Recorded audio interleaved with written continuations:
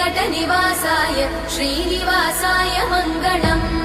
लक्ष्मी सविभ्रमालोकसुभ्रूविभ्रमचक्षुषे चक्षुषे सर्वलोकानां वेङ्कटेशाय मङ्गलम्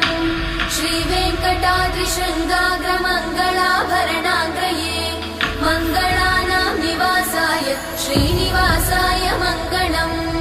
सर्वावयव सौन्दर्य सम्पदा सर्वचेतसां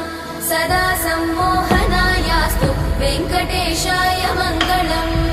नित्याय निरवध्याय सत्यानन्दचिदात्मने सर्वान्तरात्मने श्रीमद् वेङ्कटेशाय मङ्गलम् स्वतः सर्वविदे सर्वशक्तये सर्वशेषिणे